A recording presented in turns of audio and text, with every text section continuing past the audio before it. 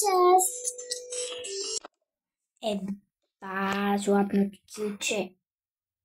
Оставям го тук. До 100 грама просто. Ще ми развали всичко.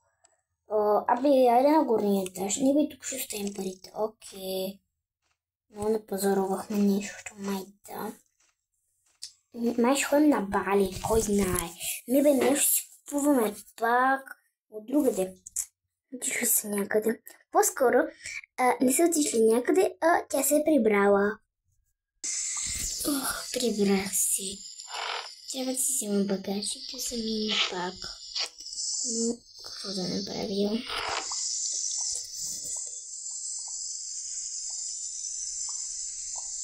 Ще направя една отварена бързо. So Wednesday. Отварки. Наш фексли. Наш лело. И чичо. Тя не се е прибрала още, а сега отива към хотела, който е била.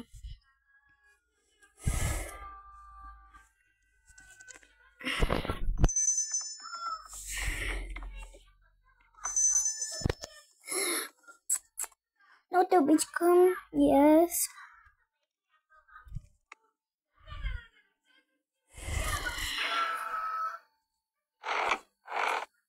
Какво имаш тук? Всъщност, аз всичко съм си взела явно, освен маската.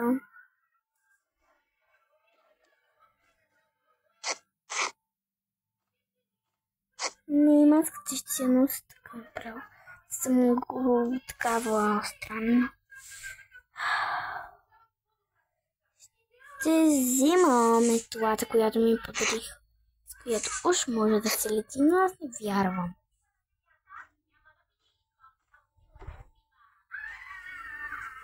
Не, маската ще оставя тук за украса за хотела. Банския ми.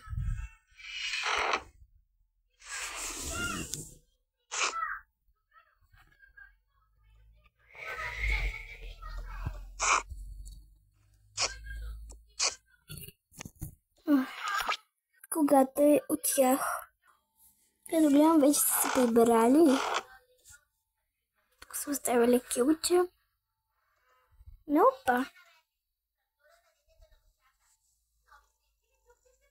Момичета, мило. Ти вече тук ли живееш? Принципно да, но да. Така, и живее твоя приятелка тук. Какво? Я моя приятелка, тя види и така каза. Не е ли? Ти с нея ли се позна? Да бе. Ние сме просто почти най-добри приятелки. Вау, окей. Окей. Вечерта. Ние ще слягаме и ще разпънем край тук, каквото и да беше. Май трябва да ходя на фризьор. Да, и аз така мисля. Така. Лягаме си. Аз също не съм се разтоварила. А къде е Нели и децата?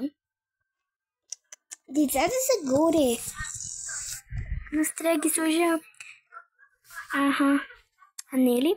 Отида на почивка, сега ще обърне. Окей. Всички се прибраха. Вау. Анджи, ти си чула, брат. Аз дори не видях как се прибират всички. Аз бях горе, май. Не помня точно.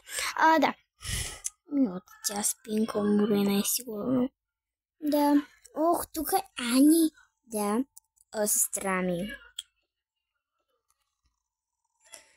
Жалко, че мама и тата не живеят тук. Кой е казал, че не може?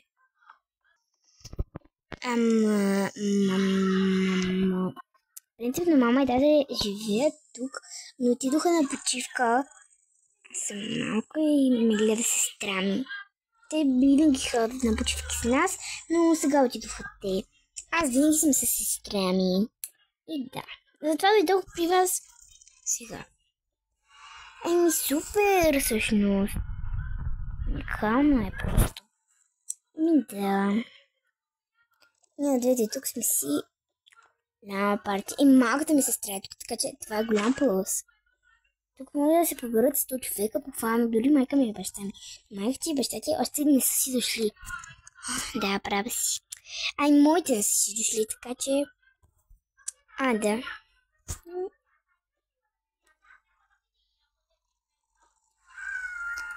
Така.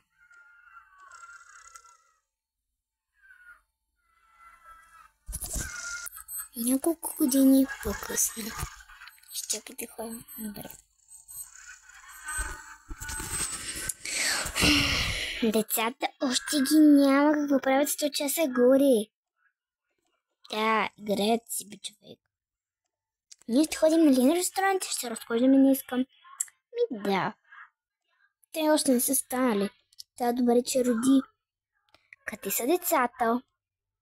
Мама ги взе на почивка. Мама ги взе, аз си ги пода. Не мама, това... Бърках се, нали, те са на почивка. Как беше?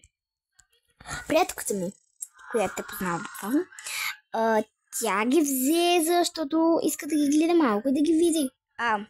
Добре. Сега ще ги върна скоро. Добре. Аз нямам някъде да си края срок. Рок не е тук. Да. Забравих. Нищо, ще сте малко тук. Нали все пак сме на вила тук? Вилата от твоята къща. Да, аз съм в стобили буквално. Отивам да взема децата, да оправим там работите. Аз още не съм стикал багажа. Те двете още спят, така че...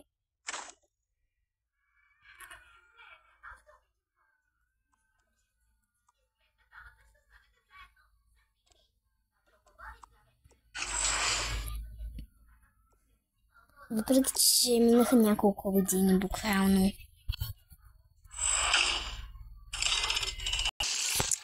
Деца, какво е станало тук? Малко направихме каша. Готово. Деца, отивайте да се къпете. Добре. Деца. Грозните деца. Да не съм си виждала стаята. Да, бе. Да, ама... Моята стая. Моята стая ли беше? Чак да го видя сега. Това, да, беше. Стая сега. Да, спах с нея, а тук свободна стая. Не, тя спи с мен. Значи аз спя тук. А тогава Ани ще спи с мен.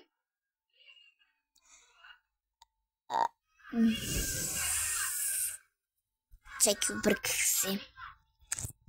Има ли други хора така? И да, буквално мои приятелки сега правиха една операция наскоро, тя преди няколко години направо беше пукнала цвят и беше в операция, защото беше буснала кола, беше на катастрофа някаква и да.